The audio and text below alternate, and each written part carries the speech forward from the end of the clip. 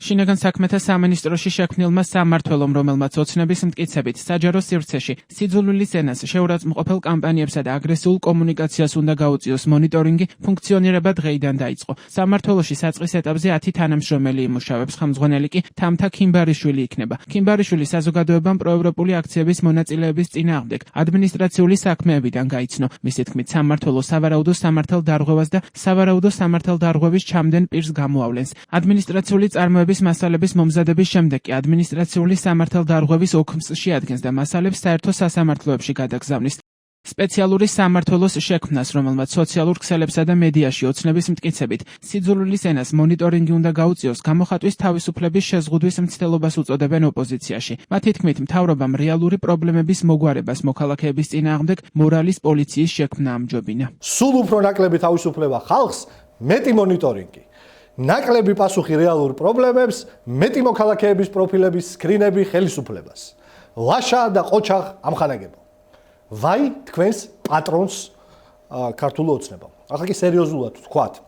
მორალის პოლიცია შექმნა ხელისუფლებამ, რომლის გენერალური მდივანი, პრემიერ-მინისტრები, პრეზიდენტები სხვადასხვა დროს დედის სისხლს იგინებიან იმ დარბაზებში, რომელშიც მიიღეს საქართველოს კონსტიტუცია. ეს ადამიანები აკონტროლებენ საქართველოს მოქალაქეების ენას, თურმე და იმ უწყების გავლით, რომელს უწყებასაც ტვირთად ადევს რამოდენიმე დღის წინ წამება საჯაროდ ადამიანის სამარცხვინო მოვლენა არის და კიდევ ერთი ღრმად გადადგმული ნაბიჯი საქართველოს მოქალაქეების თავისუფლებების შეზღუდვის გზაზე. თეატრულუკიან მაღწერა ყველაზე კარგად და მკაფიოდ ამ სამმართველოს არსის ალაპარაკო არ გახდეს, ანუ რეჟიმს სურს რომ ისე ჩაიდინოს მოღალატეობრივი და დანაშაულებრივი ქმედებები, რომ ეს სალაპარაკო არ გახდეს.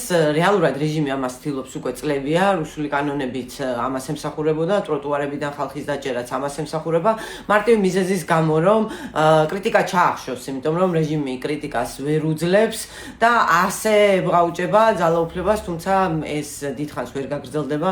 ჩვენ ვხედავთ, რომ მიუხედავად უზარმაზარი რეპრესიებისა და აი ამ აბსურდული კანონებისა, პროტესტი ცოცხალია, 26 მაისს ეს ყველა მიხილა და ვერ ჩაახშობს, ვერ გატეხავს რეჟიმი ამ სისულელეებით ქართული საზოგადოების წინააღმდეგობას და ის აუცილებლად შეიცვლება. დღეს უკვე ოფიციალურად უოცავთ მამუკა მდინარაძეს ოფიციალურ სტატუსს, ის იგი დღეიდან ოფიციალურად არის პირველი გენერალ კოორდინატორი, რომელიც Facebook პოსტებთან გაიბრძოლებს და მინდა რომ პარტიის სახელით მიულოც.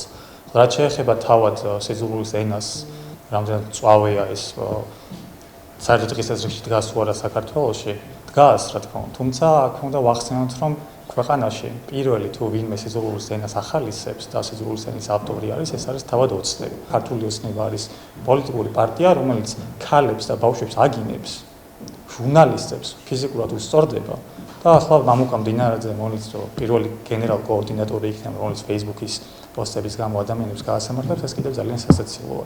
მაგრამ წარმატებას უსურვებთ მას. ადმინისტრაციულ სამართალდარღვევათა კოდექსში უკვე არსებობს სამართალდამცველთა და პოლიტიკური თანამდებობის პირების შეურაცხყოფასთან დაკავშირებული მუხლები, რომელიც ადმინისტრაციულ სახდელად პოლიციელის შეურაცხყოფის შემთხვევაში ჯარიმას ან 60 დღემდე პატიმრობას, პოლიტიკოსის შემთხვევაში კი ჯარიმას ან 45 დღემდე პატიმრობას ითვალისწინებს. პრაქტიკის მიხედვით საქმის წარმოება მოქალაქის ან პოლიტიკოსის მიმართვის, ან შინაგან საქმეთა სამინისტროს წარმომადგენლის რეაგირების საფუძველზე იწყება. სახდელის დაკისრების შესახებ გადაწყვეტილებას კი სასამართლო იღებს.